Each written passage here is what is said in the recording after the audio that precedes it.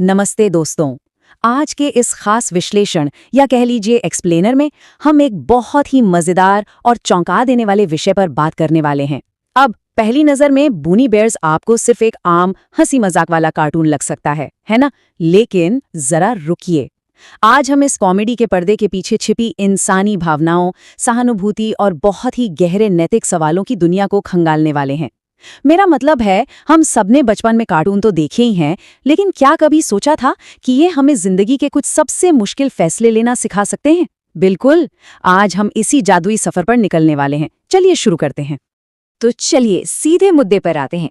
हमारा आज का सबसे बड़ा या कह लीजिए कोर सवाल है, क्या अपने किसी सबसे अच्छे दोस्त से झूठ बोलना कभी भी सही हो सकता है?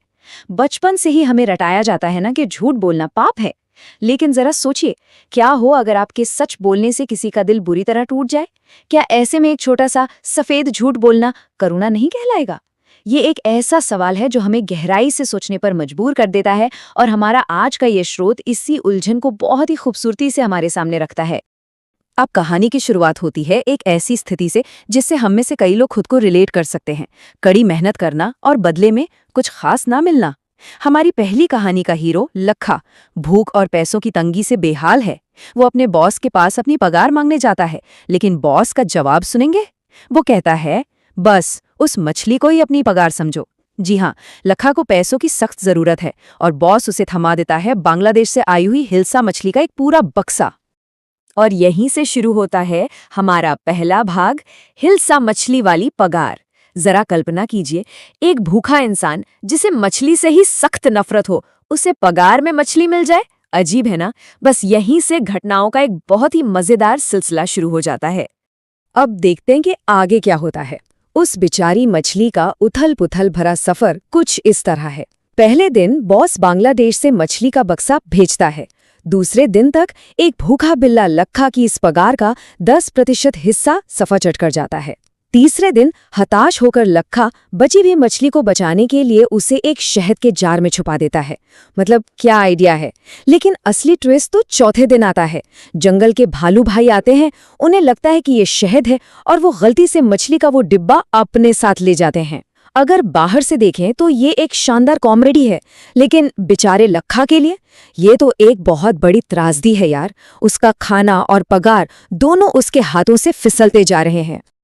और ये घटना बहुत ही शानदार तरीके से दर्शाती है कि कैसे हमारे पहले से बने हुए विचार या पूर्वाग्रह हमारी सोच पर हावी हो जाते हैं। जब लखा का सामना उन भालुओं से होता है तो वो पूरी तरह से मान चुका था कि भालू चोर हैं। उसे लगा दुनिया ने अब तक उसके साथ बुरा ही किया है, तो पक्का इन्होंने भी लालच में आकर उसकी कीमती मछली खा ली होगी। लेकिन असलियत तो कुछ और ही थी। भालुओं ने उस मछली को छुआ तक नहीं था। जैसे ही उन्हें पता चला कि ये लखा की है, उन्होंने बिना कुछ सोचे समझे तीनों मछलियां उसे वापस कर दी। और बात यहीं खत्म नहीं होती। उन्होंने देखा कि लखा भूखा है, तो उन्होंने अपने ताजे रसीले फल भी उसे खाने को दे दिए। ये पल ना इस कहानी का सबसे बड़ा भावनात्मक मोड़ है। जो भालू लखा के सबसे बड़े दुश्मन माने जाते थे, अचानक से वे उसके सबसे दरिया दिल दोस्त बन गए। उन्होंने सिर्फ उसकी चीज ही नहीं लौटाई, बल्कि उसकी भूख और जरूरत की भी कद्र की। लखा को अंदर तक एहसास होता है कि उसने उन्हें कितना गलत समझा था। लेकिन इस कहानी का सबसे खूबसूरत हिस्सा तो वो है जो लखा इसके बाद करता है। भालुओं की इस करुणा और दरियादिली से प्रेरित होके लखा घर वापस जाता है और पता है क्या करता है?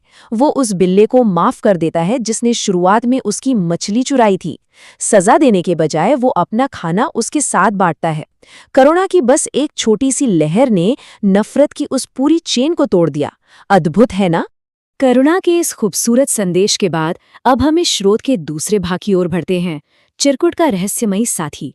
चिरकुट एक छोटी सी उल्लू है जो बेचारी बहुत ही अकेली है। उसके दोस्त उसके बार बार एक ही गाना गाने की वजह से उसे छोड़कर चले गए हैं। लेकिन फिर एक अजीब सा रहस्य सामने आता है। जब चिरकुट अकेले अंधेरे में गा रही होती है तो उसे एक और आवाज सुनाई देती है जो बिल्कुल उसके साथ गा रही होती है। साथ ही उसे अंधेरे में चमकती हुई 2 आंखें भी दिखाई देती हैं। उसे लगता है कि चलो आखिरकार उसे कोई ऐसा दोस्त मिल ही गया जो उसे सच में समझता है, जो उसके साथ गाना चाहता है और जो उसे इस तरह अकेला नहीं छोड़ता। ये उसके लिए एक बहुत ही जादुई और सुकून देने वाला पल होता है। लेकिन सबसे बड़ा सवाल ये है कि असल में वो दोस्त है कौन? और ये रहस्य तब खुलता है जब एक हादसा हो जाता है।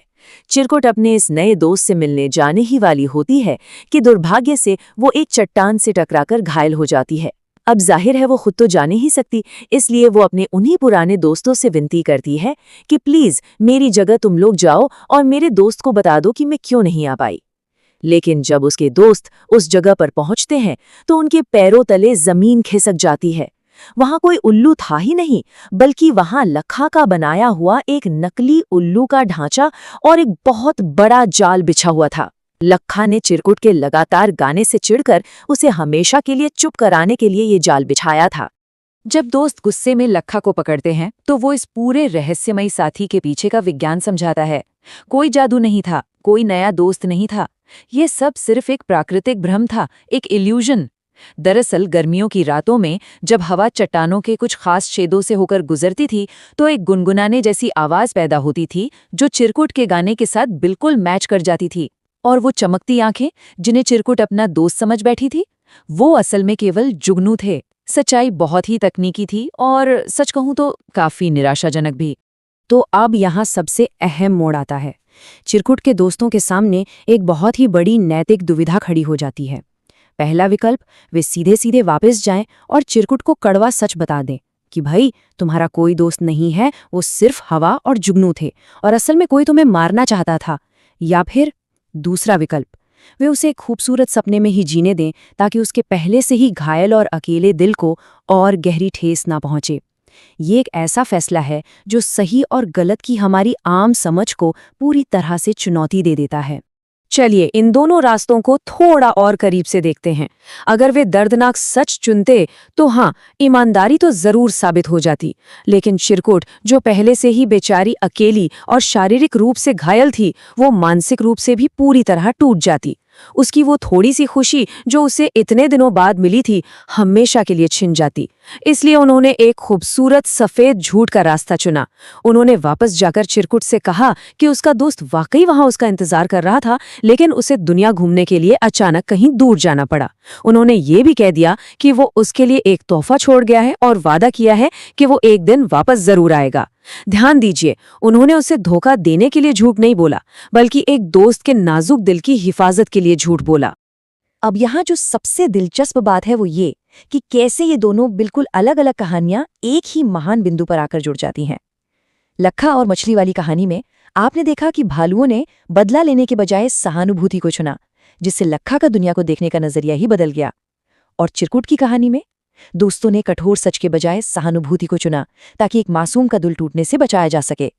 ये पूरा विश्लेषण हमें बहुत ही खूबसूरती से समझाता है कि जीवन में कई बार नियम, तर्क और यहाँ तक कि कठोर सत्य भी उतने मायने नहीं रखते जितने कि किसी दूसरे इंसान के दर्द को समझना और उसके प्रति सच्ची सहानुभूति रखना।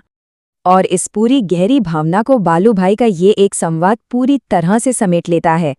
जब झूठ बोलने पर सवाल उठता है तो भालू भाई बहुत ही शांति से कहते हैं, ये कोई झूठ नहीं है, मैं चाहता हूं कि उसके मन में खूबसूरत पल रहें। सच कहूं तो ये वाक्य इस बात का बहुत बड़ा प्रमाण है कि कभी-कभी किसी का विश्वास और उसकी खुशी सत्य से भी बड़ी होती है। उनका इरादा उसे बेवकूफ बनाना बिल्कुल नहीं था। उनका इरादा सिर्फ एक ऐसे जीव की दुनिया को आबाद रखना था जिसके पास उस खूबसूरत पल के अलावा और कुछ बचा ही नहीं था। इसे ही तो करुणा का उच्चतम स्तर कहते हैं। और इसी के साथ हम घूम फिर कर अपनी शुरुआत के उसी सवाल पर वापस आ गए हैं, लेकिन मुझे यकीन है कि इस बार शायद उसे देखने का हमारा नजरिया थोड़ा बदल चुका है। जीवन में ऐसे कई पल आते हैं जब सच की कठोरता और झूठ की नरमी के बीच हमें किसी एक को चुनना ही पड़ता है। इस स्रोत ने हमें दिखाया है कि सही और गलत सिर्फ ब्लैक एंड व्हाइट नहीं होते, इनके बीच में सहानुभूति का एक बहुत बड़ा ग्रे एरिया भी होता है। तो इस विश्लेषण के अंत में मैं आपको इसी विचार के साथ छोड़ना चाहूंगा जिस पर आपको गहराई से मंथन करना चाहिए। क्या वास्तव में किसी की खुशी और उसकी मुस्कान को बरकरार रखने के लिए एक खूबसूरत झूठ बोलना उचित है? आज के इस विश्लेषण में हमारे साथ जुड़ने के लिए आपका बहुत बहुत धन्यवाद। ज्ञान और समझ के ऐसे ही और भी दिलचस्प सफर के लिए हमारे साथ बने रहें।